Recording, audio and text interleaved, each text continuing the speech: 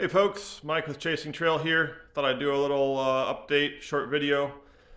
Someone who's commented, watched a number of my videos. He had requested I do a walk around of the BMW R1250R. So Bill Cotton, here you go. Told you I'd do it. It's a pretty cool looking bike, I think. Let's get a whole walk around shot here. The big old boxer engine hanging out, looking pretty thick.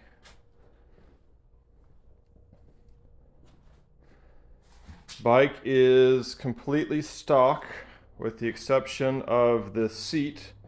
The seat was done by Seth Lamb, who lives about 3 miles away from me. So we'll just ride over there, drop the bike off. He had it done same day. My wife picked me up from work and I rode the bike home. Couldn't have been easier. He's a great dude. Turns out we went to the same school, had the same teachers and stuff. Small world.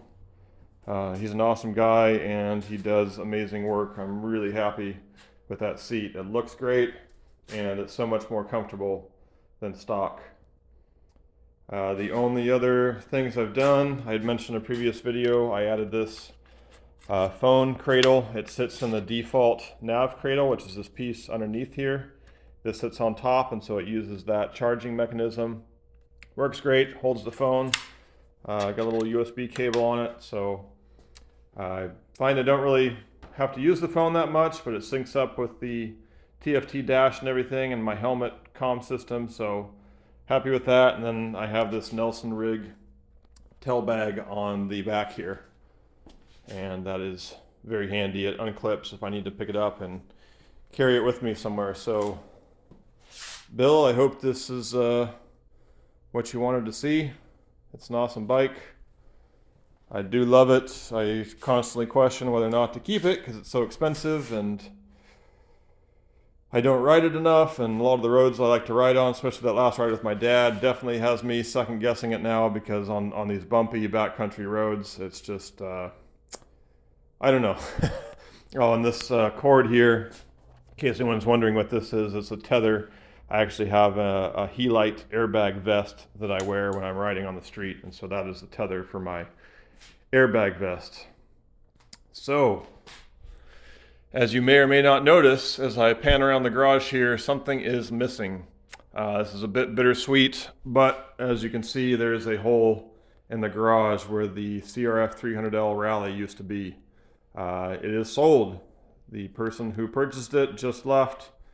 Went to a great person. They drove several hours to get here. I'm not going to provide any of their personal information, just out of respect for their privacy, but we came to an agreement on the price, and I'm happy. They were happy. It's a great bike. I'm definitely going to miss it.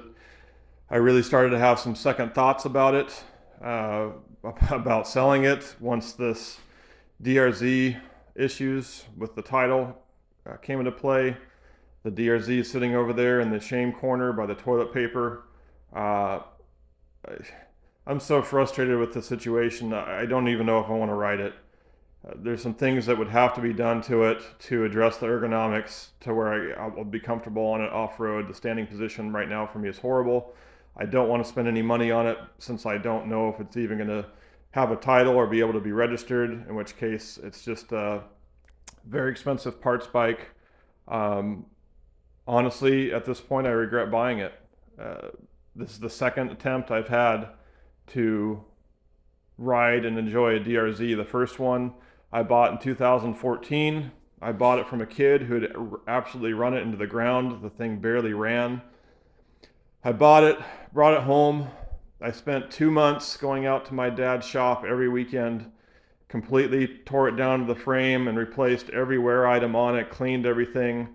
I learned a lot. My dad helped me do it all, and I was so excited to ride it, and then the thing was having motor issues, and I felt so defeated and disappointed in that I ended up, I didn't want to deal with motor issues, and I sold it and took a huge loss on it.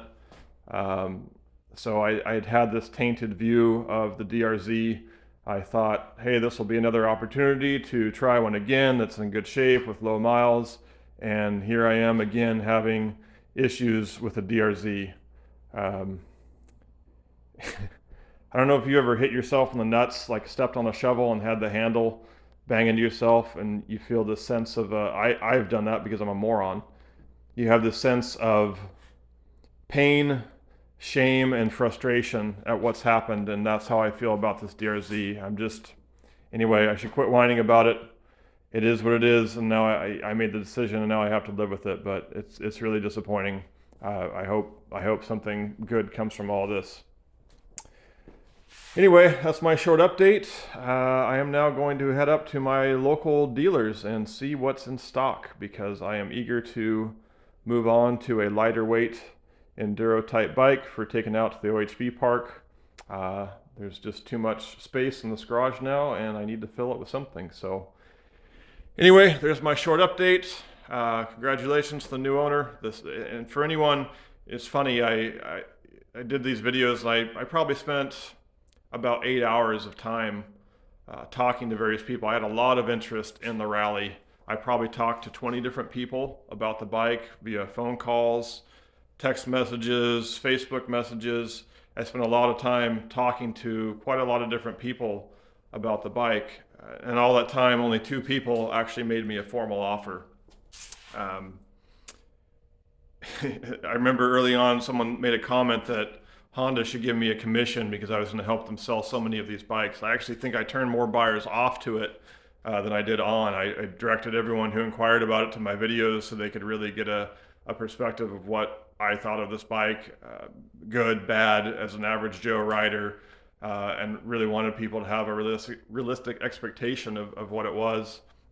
And a number of people told me, I watched your videos and saw you drop the thing, and now I don't want it. So I don't know. I think I talked more people out of it than I did into it, and that was not my intention. It's a fantastic bike for what it is. Like I said, I was really second guessing.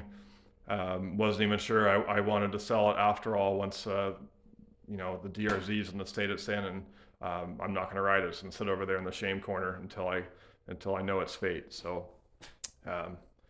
300L Rally is an awesome bike. If you're thinking about it and looking at it and thinking that might be the machine for you, it probably is. It's really a great bike, and I don't feel bad. I gave my honest impression of the bike always, and that's all I'm ever going to do. But for any criticism I gave it, I hope I gave it equal parts praise, because it really is an awesome motorcycle, and I'm definitely going to miss it. This is a little bittersweet, but moving forward, I'm looking forward to the next bike. And yeah, I'm off to the shop. So see you later.